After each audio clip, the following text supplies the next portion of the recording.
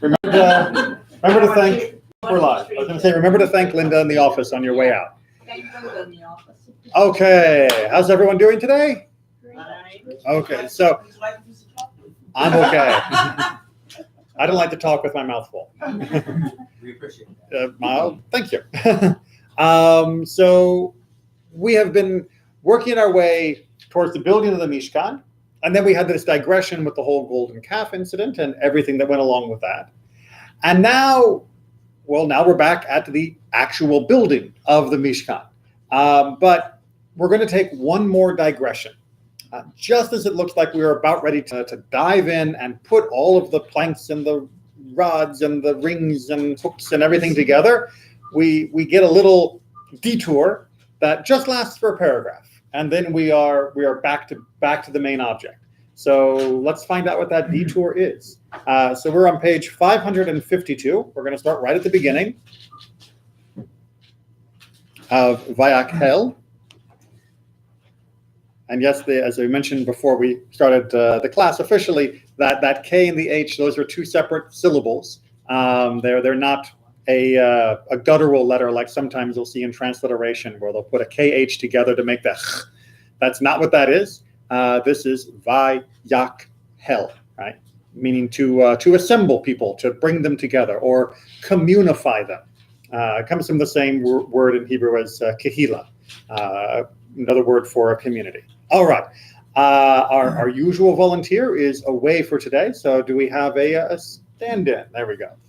Moses then convoked the whole Israelite community and said to them, "These are the things that the Lord has commanded you to do." All right. Now, in context, we are kind of expecting that Moses is going to launch into, all right, we've got all the materials gathered. Here's what we're going to make. And here's how you're going to make it.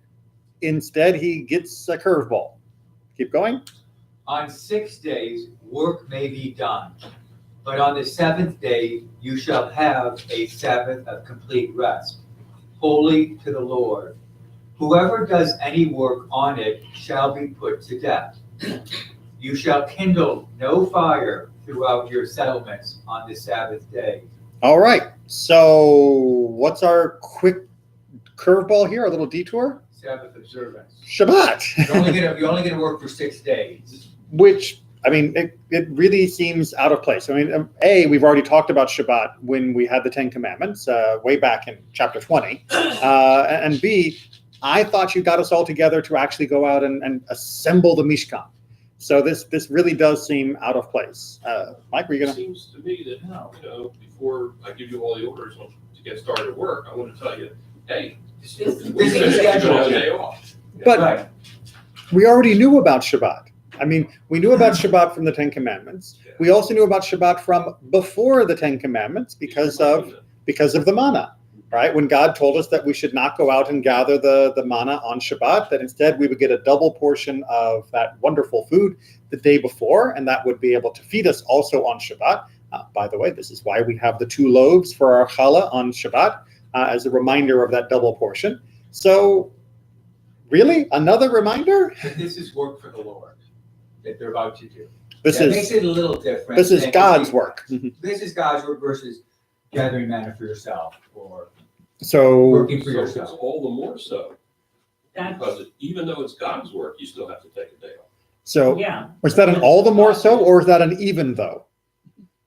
Either way. Well, but that's so kal v'chomer is one of the logical terms used in rabbinic thinking. Kal v'chomer, which literally means like light and hard or difficult or strict. I didn't mean to do that. No, because it's a very important principle because it is often invoked incorrectly, right? Because kal v'chomer, no, you invoked it correctly, but without context, it's very slippery.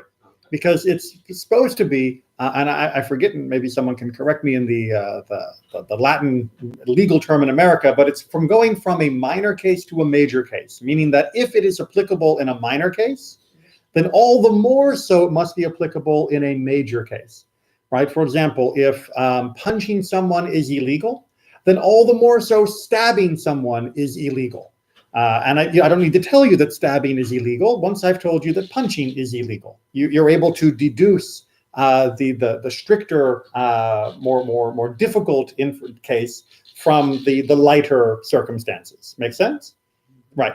But there's a slipperiness with this, which is if you're not 100% sure, like punching versus stabbing, of what is the greater and what is the lesser of the two cases, then sometimes you get your logic a little twisted. So the classic example was, I am allowed to take money out of my wallet, but you are not allowed to take money out of my wallet. Now, therefore, if I, who am allowed to take money out of my wallet, and therefore if you, who are allowed to take money out of your wallet, but not out of my wallet, then I, who can definitely take money out of my wallet, should also be able to take money out of your wallet, right? Because I have more permission, more power than he does concerning my wallet. Therefore, I should also have more equal power at the very least concerning his wallet. So logically, the structure fits, right? It's a nice little logical structure. However, it's based on a false assumption of what is the greater case and what is the lesser case. And that's where we have to be careful. So the question of whether or not Shabbat, specifically in this case, we're talking about the resting that happens on Shabbat, and the tabernacle, the Mishkan, should have written Mishkan, it's shorter, tabernacle, L-E or E-L, tabernacle, oh, that's right.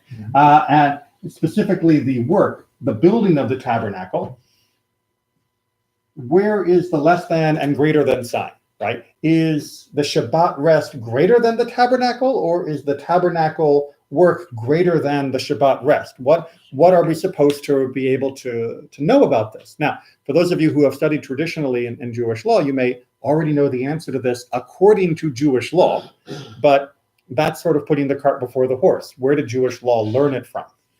There's a logic here. Mm-hmm. Last parashat, golden calf. Yep. Repentance. Yep. Now we're going to turn and do the work that the Lord commands. Mm-hmm. So the greater is being put first, because that it could be in their zeal, the repentant zeal, they just want to do the work, and they're going to then overlook what is important, which is keeping Shabbat always. So you're saying the same way that famously after the incident of the spies, where the spies came back from the land of Israel and they said, "Oh, it's scary up there. The people are so big." And the whole nation went, "Oh, we can't do this." And God went, "Fine, then you're all getting a 40-year timeout here, and I'll deal with your kids and they'll go into the land." And the people went, "Oh, well, we don't like that. Let's invade now." Even though God had now just told them not to invade. Their zeal sometimes makes them override God's command. Correct. And so you're saying that perhaps because God is telling them about the tabernacle in this, at least in this order of the chapters, right after the golden calf mistake, and we might think, yes, okay, we got a chance to make things better. Quick, to work, everyone, and don't stop. And we see in this that they bring so much, Moses has to say stop. Okay, so it seems like it could be read that this Shabbat interruption is specifically trying to account for human psychology.